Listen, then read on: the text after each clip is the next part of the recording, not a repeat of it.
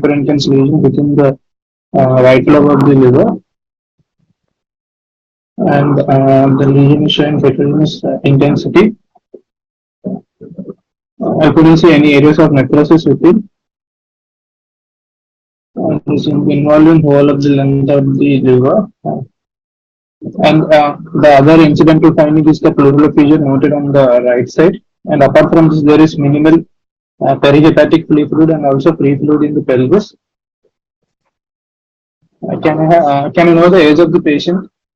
Yeah, patient 2. 2 years old. Mm-hmm. Yeah. So can I have other sections like the axial? These are the only the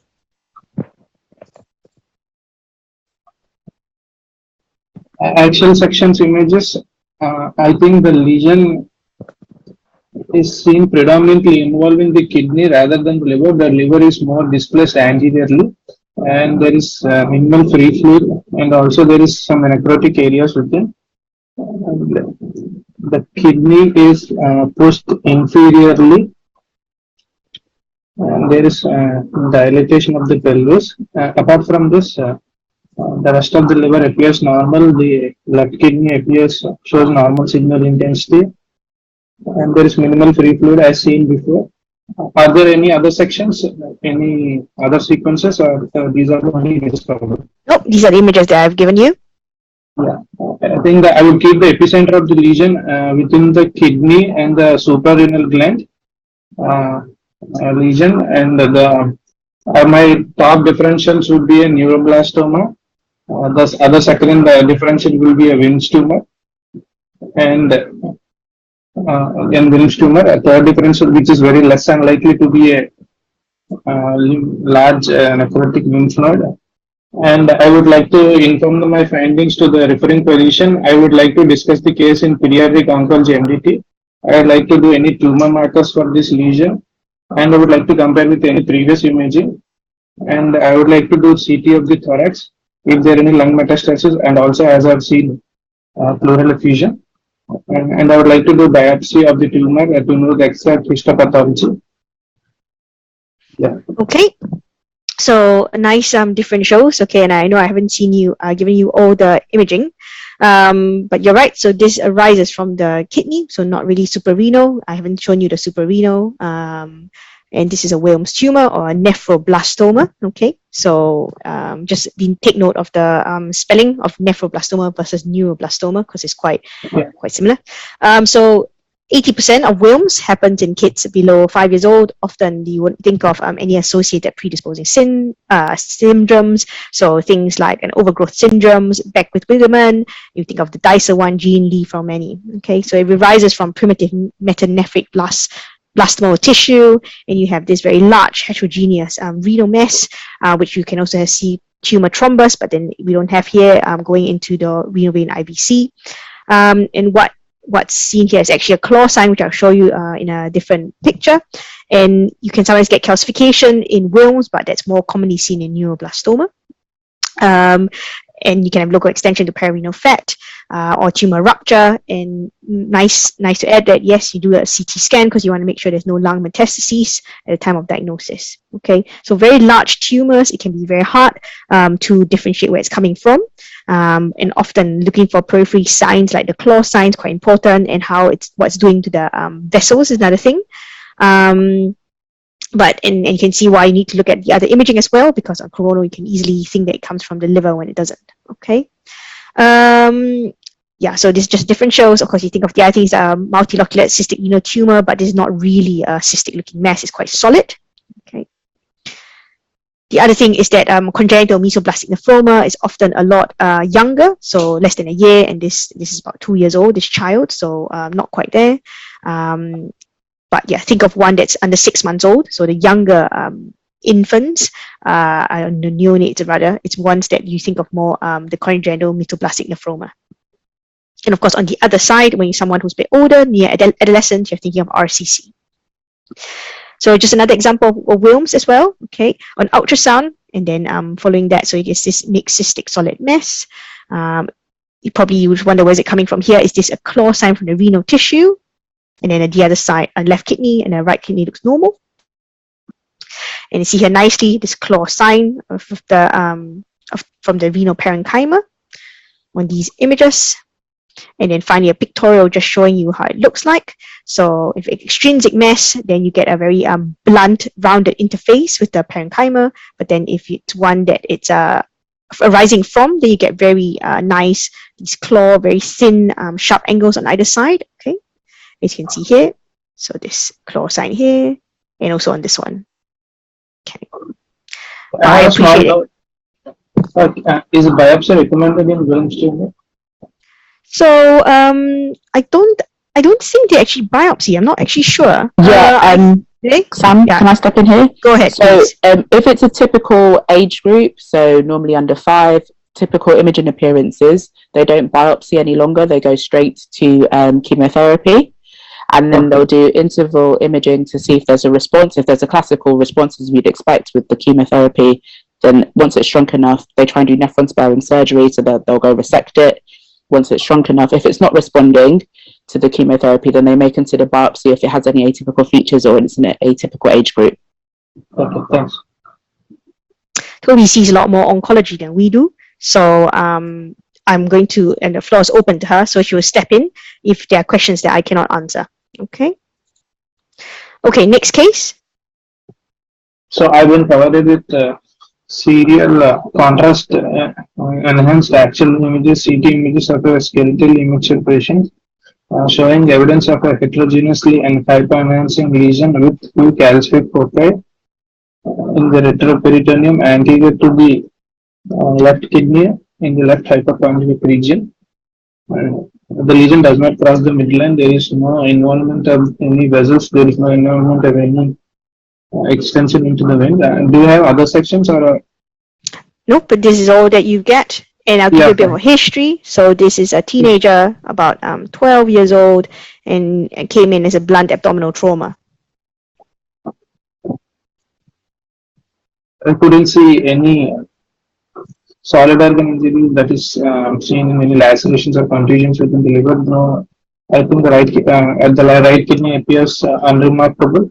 So there is a heterogeneously enhancing lesion located anterior to the left kidney, which is compressing and displacing the left kidney with a few calcific foci. My difference and the lesion is seen separate from the pancreas also, compressing the stomach. My differential diagnosis include here a neuroblastoma because of the calcification. Other differentials might be any solitary stem tumor of the tail of the pancreas. I have been not provided with any other sections and coronal sections.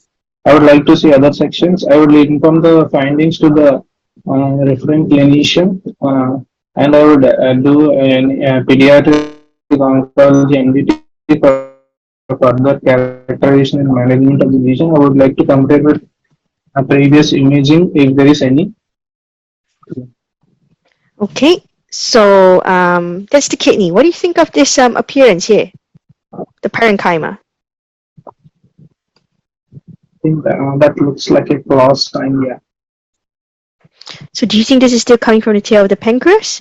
Yeah, I would like to. No. I would like to retract the statement that is coming from the pancreas. Mostly suprarenal renal. If it is, can be a Wilms tumor, which is less Wilms tumor, a neuroblastoma. Maybe my top differential diagnosis in this case.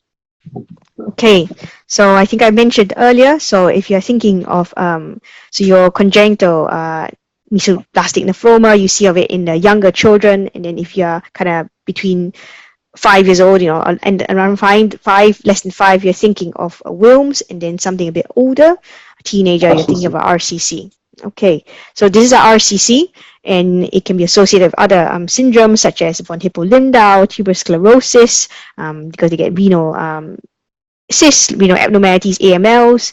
Of course, any previous renal treatment, you can have an RCC looks like RCC in these age group versus when in adults, so there's nothing much to add to that. And similarly, it can also go into your IVC and have tumor thrombus. Metastases most commonly to your lungs, bones, lymph nodes, liver, brain. Haven't really seen much of that. But things to think of is So if we go back to the previous picture, that wasn't calcification. I know this is only still image that I'm showing you, but there was actually intratumoral bleed. Okay, secondary trauma, and because your retroperitoneal space is quite big, often these lesions can, it can grow to a considerable size before they are detected. Of course, you'll be wondering, did the patient have any hematuria? Okay, but probably didn't. It was probably microscopic, and you didn't realize about it. I think renal lymphoma, but these tend to be quite bilateral renal mets. You're looking for any other sites of disease to think that where's the primary. Oncocytoma, they often say you get a stellate scar, and it doesn't really look like that. And then you think, is this a hematoma? But then that doesn't, the characteristics of enhancement doesn't quite fit with it. And finally, renal abscess. Okay, but then often this is a huge abscess, and you think that patient will be a lot more unwell. Lobar nephronia, often you still keep that contour of the kidney, so it doesn't quite look like that. Okay. Okay, next case. Yeah. There are two images. So this is the ultrasound, and the next one I'll show you is the MRI. Okay, so I'll show you the next one. Okay. Okay, I'll go back to the ultrasound first. And this is a 7-day-old child. These are the longitudinal and transactional ultrasound images. Oops, sorry, you're breaking up a bit for me. Yeah, can you hear me now? Yeah. These are the longitudinal and transactional images of a 7-day-old child showing evidence of a ill-defined hypoechoic lesion just in the paravertebral region on the right side. And it is abutting the spine. However, there is no evidence of the erosion of the bone. Okay, I'm going to show you the MR. The lesion is noted in the retroperitoneal. Yeah, the lesion is noted in the retroperitoneal in the paravertebral region on the right side. The lesion is displacing the right kidney anteriorly, and apart from, and there is evidence of extension into the spinal canal. There is heterogeneous signal within the spinal canal, and also its extension within the spinal canal. Okay, I also have some XCTs to help you along. Yeah. These are the serial axial contrast and CT sections showing evidence of heterogeneously hypoenhancing region in the paravertebral region in the retroperitoneum posterior to the right kidney. And the lesion is showing intraneural extension into the spinal canal. Yeah. And apart from this, there are no liver metastasis, no focal lesions in the liver. The spleen, there are no lesions in the spleen. So the epicenter of the lesion is in the right paravertebral region, probably involving the right adrenal gland with intraspinal extension. In the 7-day-old, my differentials will be a neuroblastoma, less likely to be a Wilms tumor as the kidney is pushed anteriorly, less likely to be a lymphoma as the age group does not fit up a 7-day-old. And less like, is the patient is having any other symptoms? He's got a rash. A rash in the face or a rash over the body. Other differential can be adrenal hemorrhage, but I don't know, it is less likely because there is intraspinal extension. I'm thinking more in terms of neuroblastoma, and also the lesion is showing loss of fat planes with surrounding the abdominal vessels. So I would like to do a whole body imaging for the patient, like an MIBG scan, to know the extent of the disease. I would like to inform the referring clinician. I would like to do a pediatric oncology MDT for further management of the case, and would like to see any antenatal images as the 7-year-old if the lesion is present antenatally. Okay, so I've got a nuclear medicine scan as well. Yeah. I think this is the MIBG scan. I could see the salivary glands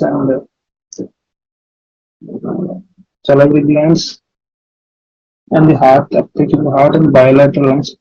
Yeah, there is a MIBG avid lesion in the right paravertebral region, keeping in favor of a neuroblastoma. However, there are no other distant metastasis in this scan. Yeah. Good. So this is a neuroblastoma. I don't think there was any metastases on the MIBG.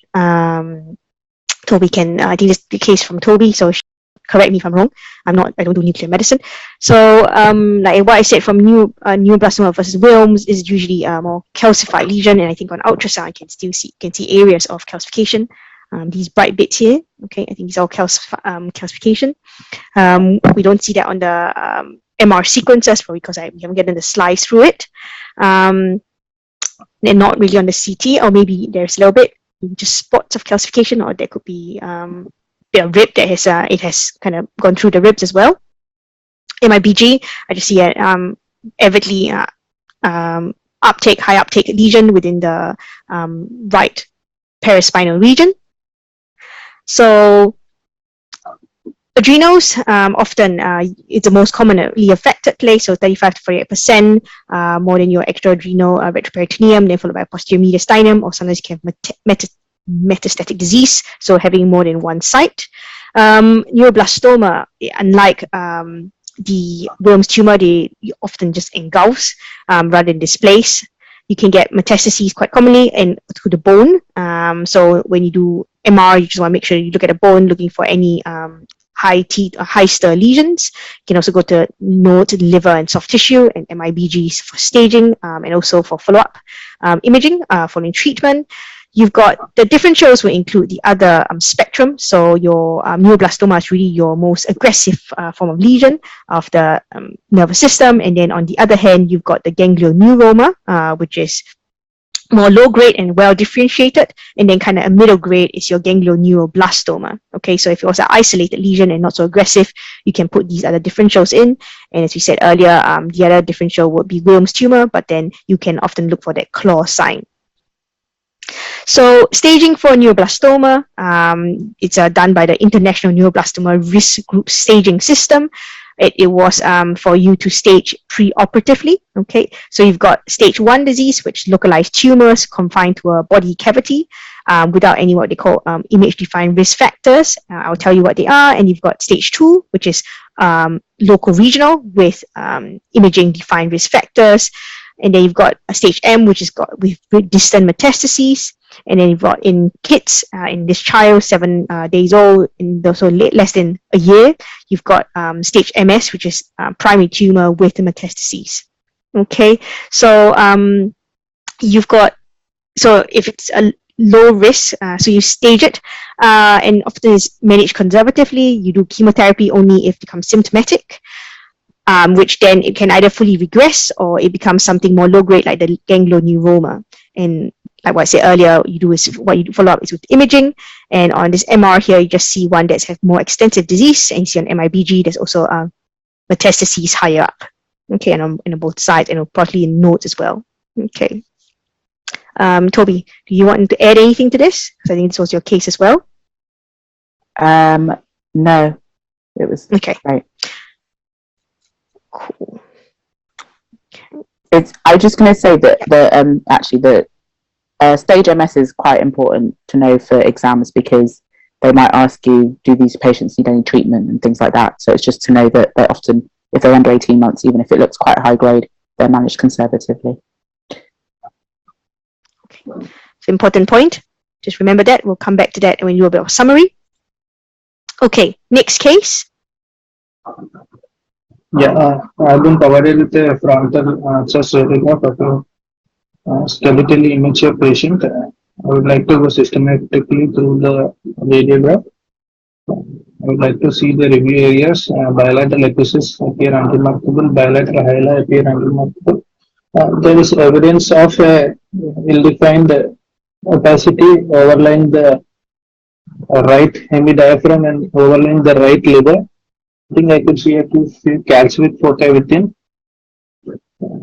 Yeah, apart from this, okay. There is no pneumothorax, there is no pleural effusion. I think the visualized bones show no focal lesions or any fractures. So my main finding is the ill-defined opacity with calcification overlying the right hemidiaphragm and the liver. So I would like to do cross-sectional imaging for further evaluation. Okay, so before that, we did ultrasound was done instead, and then I'll give you cross-sectional imaging after. serial axial sections of the ultrasound, showing evidence of a heteroechoic lesion with calcifications and posteroechoic shadowing on the right side, like, posterior to the liver. Yeah, posterior to the liver. Yep.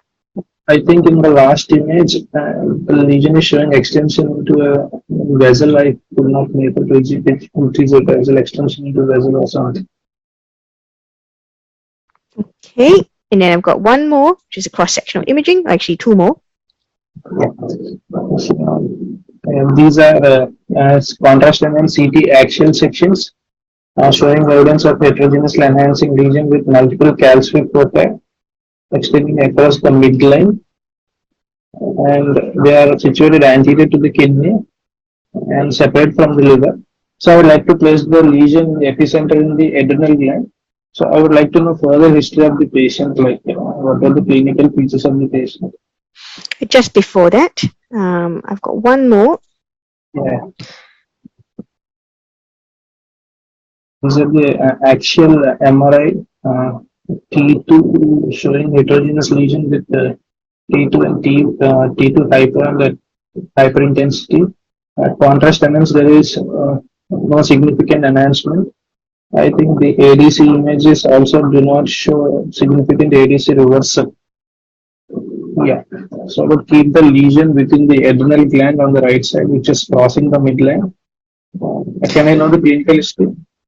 So, if I'm not wrong, I think again this was Toby's case, but in generally the clinical history will be palpable liver age. You do an ultrasound to find out why query hepatomegaly. But the lesion is seen separate from the liver, posterior to the liver. I think it's different. I just think it's on the sections we're providing. If you look at the lateral aspect of the lesion on the MR, you can see that you can't see where the liver continues. So, for example, on the post-contrast, so maybe it's just the sections we're providing, but the lesion arises from the liver. Okay, then I would like to retract my statement and will keep the lesion, the epicenter of the lesion within the liver. Okay. So when the lesion is arising from the liver, so heterogeneous enhancing lesion in the liver, my differential diagnosis will include hepatoblastoma and mesenchymal hematoma. So I would like to do tumor marker imaging like AFP to correlate with the lesion. I would like to compare with previous imaging, inform the referent clinician, and do pediatric oncology MDT for further evaluation. Okay, so yes, I think the case, again, we haven't shown you all sequences, but I think this is just it's just real life case to show that if a tumor is very large, it can be sometimes quite hard to place where it is. So which is why it's important to just keep a close eye on where you can see the margins of the tumor, which starts and ends. It's not coming from kidney disease because you can see a nice fat plane around it. You can be misled because of the calcifications. You think it's neuroblastoma, but it was on multiple serious imaging that it was thought that it was rising from the liver, so hence hepatoblastoma in this case. Okay, so you've got different types, epithelial, mixed types. Often hepatoblastomas, you can have a very high elevated AFP. 60% of them happen less than 2 years old. And again, with all the other tumors, you're thinking of the associated syndromes such as Beck-Guterman, hemihypertrophy. Hepatoblastomas most often happen in the right side of the lobe. You can rapidly enlarge, rupture, or hemorrhage. And important thing here is that in the oncological centers, they often do what we call a pretext staging. You use the pretext score for staging and risk stratification. And what you look is where the tumors involved, how many segments, the number of segments. And the other things of the imaging defined risk factors would be is the chordate load involved, whether can they separate things away so to preserve part of the liver or for do you need a whole liver transplant, any extrahepatic disease, any rupture, looking for metastases, is your portal vein involved, is your hepatic or IVC involved. So the higher the score, with the increasing number of image-defined risk factors, with a very high or very low AFP puts in a high risk category. Okay, so Sam, yeah, I'm just going to step in again with this and just say that so on the ultrasound, and you can see it on the CT and on the MR as well, you can see portal vein involvement in with tumor thrombus. So you can see there, that's thrombus within the portal vein on ultrasound. It's the right portal vein because I actually did this ultrasound. And any thrombus within the portal vein is within the vascular structure with hepatoblastoma is defined as tumor thrombus. So it's an imaging defined risk factor. So you can't just say it's thrombus because of compression or something by the mass. It's defined as tumor thrombus and invasion in hepatoblastomas. So it's really important that you assess the vessels if you are reviewing the case for an exam or even just clinically reporting one. Okay. Thank you for that. So things to think about HCC, but often this happens a lot older, more than 10 years old, and you would think of there's something else that's underlying. Well, is it biliary atresia? Is it hepatitis? Is it alpha-1 antitrypsin deficiency, hemochromatosis, glycogen storage diseases? And then I think you mentioned a mesenchymal hematoma, which is good differentials. However, this is usually 2 years old. I think this was quite a young child as well. But often in the mesenchymal hematomas, you get something that's a bit more multicystic, mixed solid cystic. Well, this one is quite solid. Things to think of. Another thing that could look like this would be, I wrote undifferentiated embryonal sarcoma, but a true case was when we thought one was hepatoblastoma. It was sent away and they thought it was a hemangioma. It's because hemangiomas can also look quite aggressive, but often when you do phased imaging with contrast, you can see that peripheral enhancement with central areas of persistent non-enhancement, and of course, and sometimes you can also get heart failure with shunting. Okay, so that's something to think about as well. Okay, next case. 2 images. So this is ultrasound first, and then I'll show you the next one. Okay, so have a look at the ultrasound. Yeah. And then I'll show you the MR.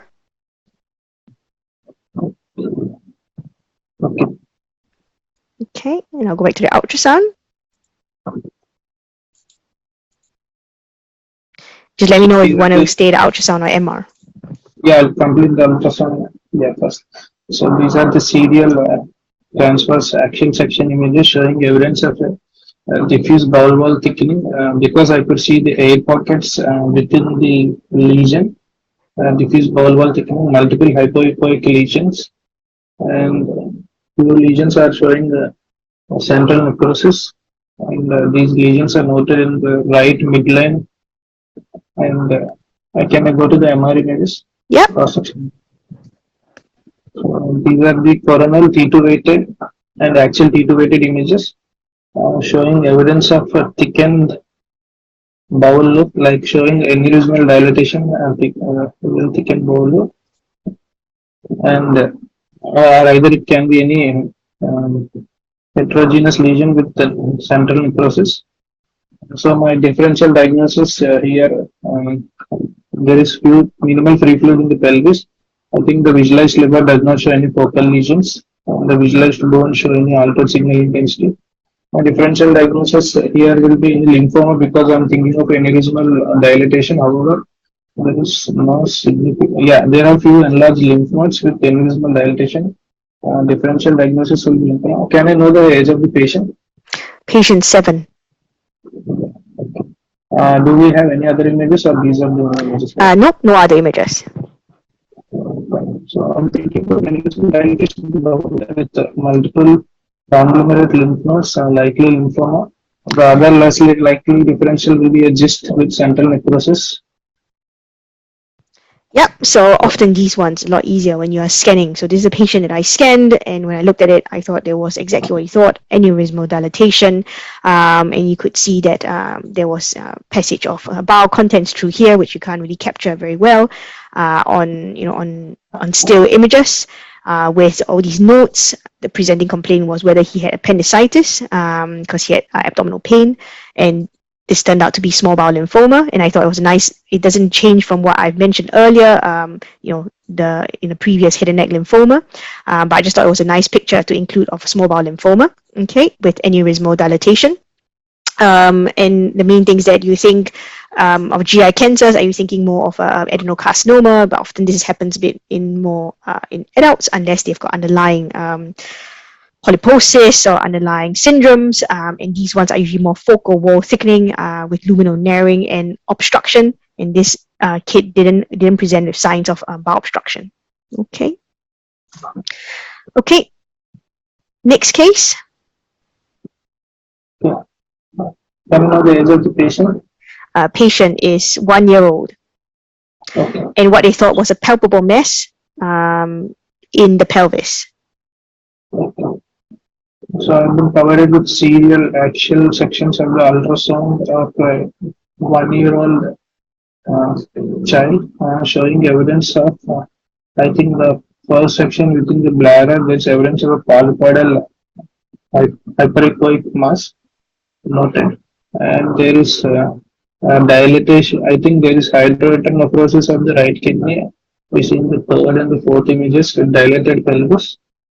And the left ureter in the lower sections showing evidence of a polypoidal mass and the thickened bladder wall. And the left kidney is also showing hydroureter necrosis with dilated pelvis and cortical thinning. So the epicenter of the lesion is within the urinary bladder polypoidal mass, which is causing bilateral renal obstruction, causing upstream hydroureter necrosis. Are there any other images? There are other images, but you can have a look. These are the contrast and CT images showing evidence of dilated pelvic calcium system and ureter on the left side and also on the right side. Okay, I've got another one. And the previous findings that are seen on ultrasound, there is a heterogeneously enhancing polypoidal mass lesion within the urinary bladder causing upstream hydroureter necrosis. I think the age of the patient is 7-year-old. Yes, right? No, 1 year old. 1 year. So my differential diagnosis will be, I think, have they done any Doppler, color Doppler over the bladder? Can I go to the ultrasound? Yeah. So I think I did I did ultrasound. There's just minimal vascularity, but internal vascularity. My differential diagnosis here will be any rhabdomyosarcoma of the urinary bladder, less likely to be clots or any hematoma within the bladder to cause such bilateral hydroureter necrosis, less likely to be transitional cell cancer, which is more likely seen in the adults. So I would like to inform the referring clinician and do a pediatric urology or a cystoscopic evaluation for and biopsy of the mass for further characterization. Do staging. Okay. So it's good. I put these cases in just because I thought it was quite classic. It was embryonal rhabdomyosarcoma of the bladder, and you have this characteristic cluster of grapes look. And of the subtype, this is botryoid subtype type, and often in looking at these like grape-like clusters. I thought it was quite nice to just see because I mean, before starting pediatric radiology, actually I haven't seen one of this, so I thought it was quite a nice thing to see if it was like an aunt mini. Other things to think about, York sac tumor, but then it's more ovarian pathology. You see it in the abdomen, pelvic rather than within the bladder, pelvic neuroblastoma. Again, usually external, not within the bladder, unless it infiltrates. And so also for your cystococcygeal teratoma. Okay. I'll just show you cases because these are ones that it's just classic again. So similar example, or rather similar diagnosis but different case. Okay, seeing how it looks like on MR. Okay, with evidence of restricted diffusion. Okay. Next case. I've been provided with serial axial CT sections showing evidence of a heterogeneously enhancing lesion in the right iliac fossa and the intraperitoneal region. There will be a few areas of necrosis within. And the lesion is seen to displace the adjacent bowel loops. May I know the age and gender, age of the patient? Yeah, so it's a 15-year-old girl with increasing abdominal distension. Yeah, these are heterogeneously enhancing abdominal pelvic lesions extending from the pelvis into the abdomen. Do you have any other sections, or these are the only images? Nope, this is it. So heterogeneous enhancing lesions in the pelvis and the abdomen involved in both bilateral iliac fossa. I think the epicenter of the lesion would be involving bilateral head necks or ovaries. So I would like to do a tumor marker correlation like AFP, beta, HCG, and I would like to compare with previous imaging, inform the referring clinician and pediatric gynecology or pediatric oncology MDT for further management of the lesion, and do CT chest if there are any metastasis. Good. So I'm Okay, so yeah. thinking of yolk sac, any germ cell tumors.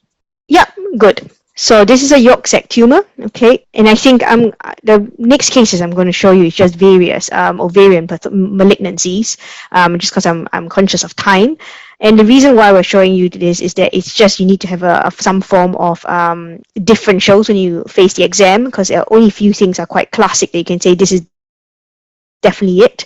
If not a lot of it, you do need biochemical markers and to correlate. So yolk sac tumors, this is a 15-year-old, but they commonly occur in the second and third decade, so kind of same time, and it was in this lady had classic, so it was a very short duration of symptoms. She just basically had increasing abdominal distension. They are quite heterogeneous, solid cystic masses, and often they have associated elevated AFP. And so other things to think about, you can think of dysgerminoma, similar to what we call a testicular seminoma, and 5%. So your LDH is one of the raised LDH, the thing that you think of, because about only 5% of them only secrete beta HCG, unlike choriocarcinoma, where your key marker is your beta HCG, and so is your embryonal carcinoma. Okay, is there anything else I need to tell you about it? Not really. So yeah, so it's just more of having being able to say this is likely a pelvic malignancy, give some reasonable differentials, and talk about your serum markers. Okay. So next one. Yeah, I've been provided with T2 MR axial section and ultrasound of the pelvis, showing evidence of a T2 ill-defined T2 hyperintense lesion, which is involved in the left ovary, because I could see the follicles in the right ovary separately. I could not visualize the left ovary here. And the lesion in the ultrasound, it is showing hyperechoic foci and also a cystic component. May I know the clinical presentation and any other imaging of the patient? Nope, that's it. That's it. I didn't get it.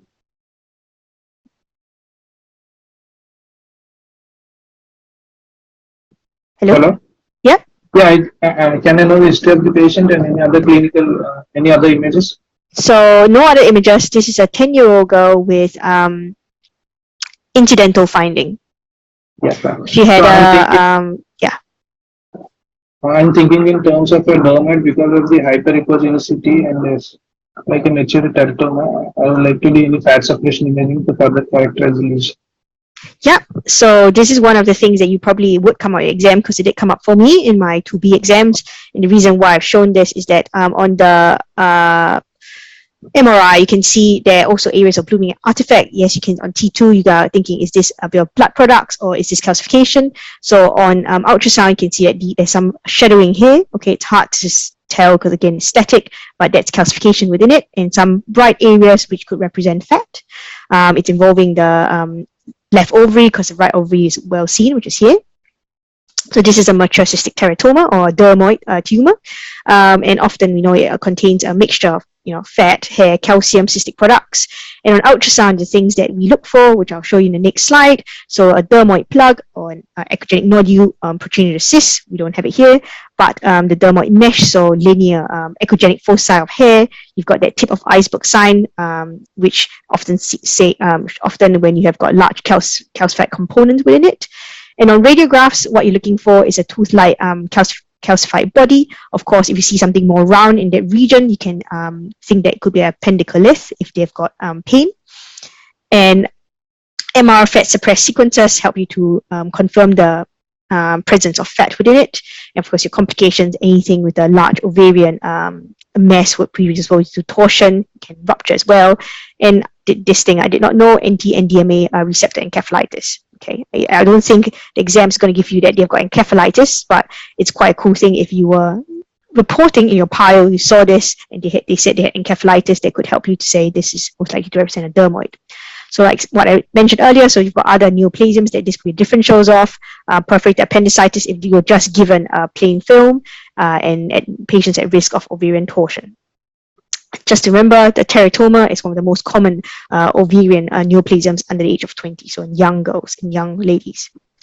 So instead, from StatDX, this is the derm on ultrasound. This is a dermoid plug or Rokitansky nodule. This is the dermoid mesh. These are hair products, fine linear echogenic.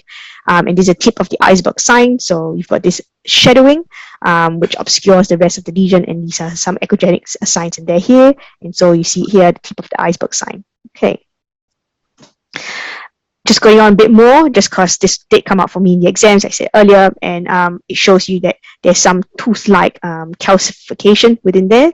And on ultrasound, on MRI, it shows you nicely ovarian lesion with foci of calcification. CT actually, apologies, CT showing you calcified with low density, so probably mixed solid cystic lesion in there, or probably even areas of fatty components where the areas are more hypodense.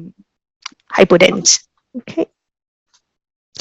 So next case is just to show you small cell carcinoma ovary. Looks very similar to the yolk tumor. You can't really tell, and that's how it looked like on MR. And the reason why we knew about it is because it was resected and studied under histology. The thing why I wanted to raise your attention is to show you how ovarian torsion looks like on imaging. So, and I think this shows it quite nicely. So I'm just scrolling it down, okay. And I'm going to scroll up again. So I think what I wanted to hone in is to, if you can have a look at the nature of the ovarian vessels and also at the position of the uterus, okay.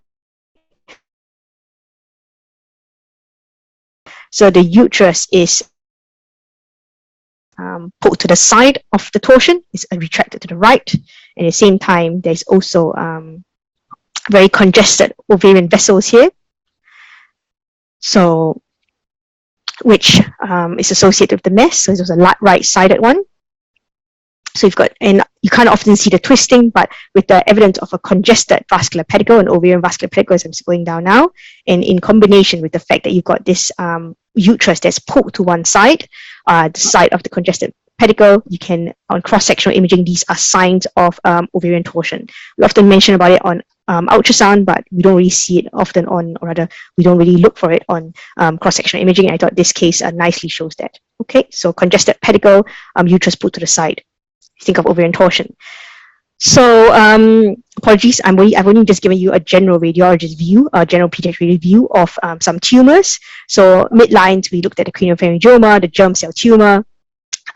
You think of, so just remember the pineal calcifications, the pineoblastoma versus your, so which is quite peripheral nodular, versus your pineocytoma, which is the exploded one, and then the pineal germ cell one, which is central, it engulfs it. You've got your DNETs, your different is a cortical-based epileptogenic tumor. The differentials be a ganglioglioma, and your infratentorial tumor, so your medulloblastoma, your ependymoma, which is more plastic, so it extrudes through all the different foramen, and then your diffuse midline glioma, which is often centered in your brainstem in a pediatric setting. Head and neck, think of your lymphoma and rhabdomyosarcoma. You have to always, I mean, I would, in my opinion, I would say if you've got a head and neck lesion, always put in rhabdomyosarcoma as that, then lymphoma, and then you can put in all the other differentials, okay? Liver, think about the claw sign to help you differentiate where is it coming from.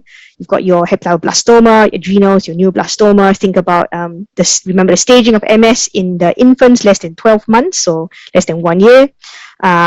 Your kidneys, you've got Wilms, congenital mesoblastic nephroma, and then your RCC, so depending on age, so RCC, the older population, Wilms, the younger population, GI, your small bowel lymphoma, your ovaries, so think about your cystic teratoma, because that's one that's quite nice to see on all modalities and all the other more obscure or rather tumors that I don't often see.